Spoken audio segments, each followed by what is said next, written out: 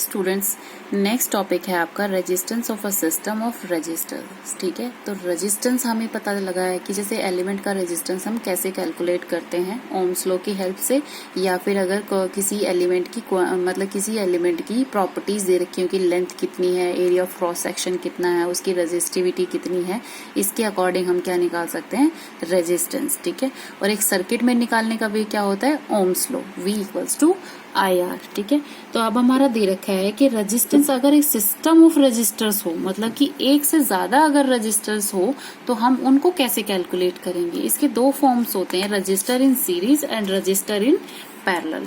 ठीक है, इसके दो कंडीशंस हैं। बहुत सारे सिस्टम ऑफ रेजिस्टेंस का मतलब है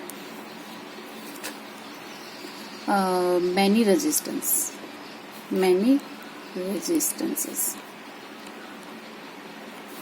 ठीक है, मैनी रेजिस्टेंसेस। अब फर्स्ट क्या है, रजिस्टर्स।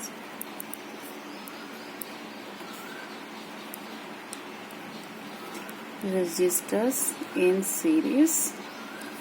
बी क्या है हमारा, रजिस्टर्स इन पैरेलल।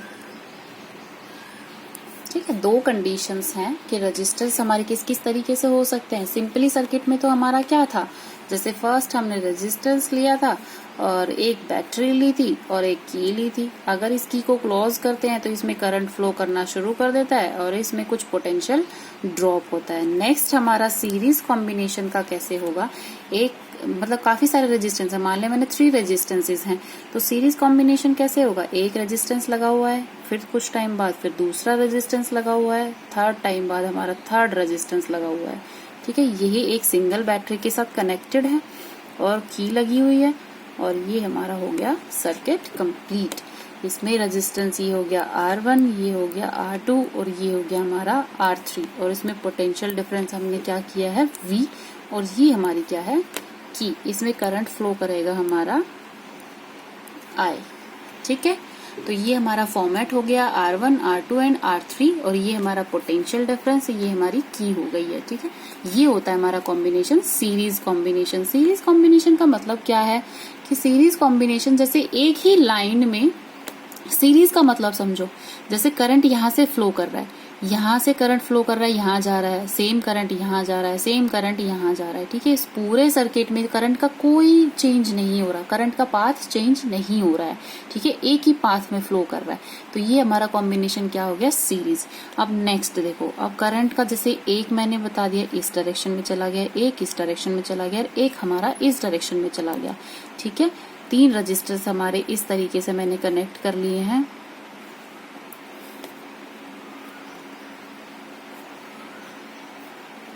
ठीक है, अब ये हमारा सर्किट हो गया, ये एक पोटेंशियल के साथ अटैच है, एक की के साथ अटैच है।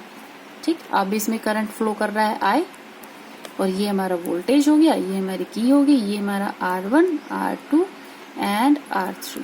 ठीक है, अभी तो आपका बेसिक है कि आपको सीरीज और पैरेलल में सिर्फ डिफरेंशिएट करना है कि सीरीज कॉम्बिनेशन कैसे होता है।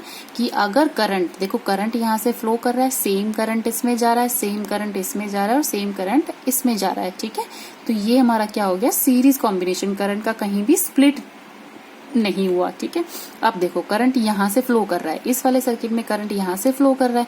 अब इस पॉइंट पर आकर करंट स्प्लिट होगा, मतलब कुछ करंट इसमें जाएगा, कुछ करंट इसमें जाएगा और कुछ करंट इसमें जाएगा। तो मान लिया मैंने यहाँ पर I1 जा रहा है, यहाँ पर I2 जा रहा है, यहाँ पर हमारा I3 जा रहा है।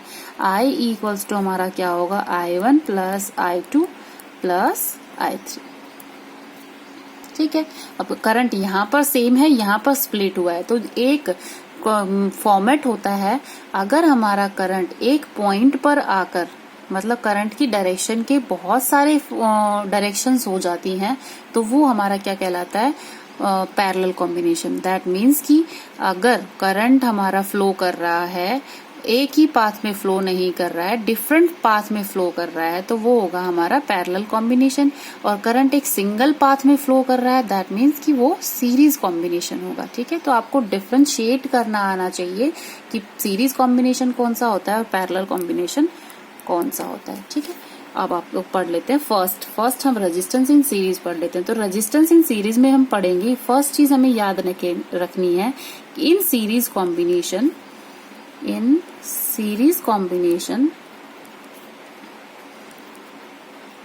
current always same in the circuit।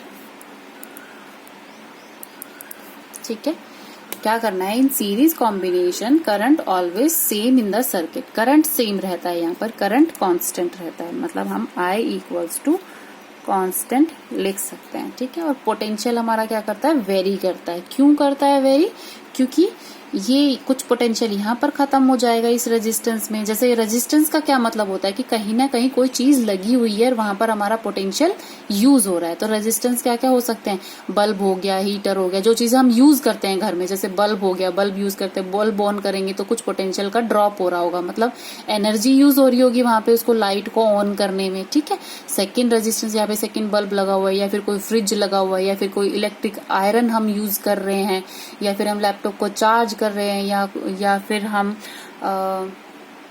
हमारी जैसे मशीन हो गई, मशीन को लगा दिया हमने तो मशीन यूज कर रहे हैं, तो वहां भी कुछ पोटेंशियल का ड्रॉप होगा। तो रेजिस्टेंस उन्हीं को बोलते हैं, घर में जो चीजें यूज हो रही हैं, जो इलेक्ट्रिक अप्लायंसेज होते हैं वही हमारा रेजिस्टेंस का काम करते हैं। ठीक है, तो ये फॉर्मेट होता है सीरीज का। तो सीरीज कॉम्बिनेशन में क्या हो गया कि current always same in the circuit, I equals to constant. ठीक है, अब हमारा क्या है, सर्किट में रेजिस्टेंस हमने कनेक्ट कर लिए, तो हमारी चेंज क्या है, एंड वो पोटेंशियल डिफरेंस चेंज होता है, मतलब कुछ पोटेंशियल ड्रॉप होता है, पोटेंशियल वेरीज। पोटेंशियल क्या करेगा, potential difference changes in the complete circuit,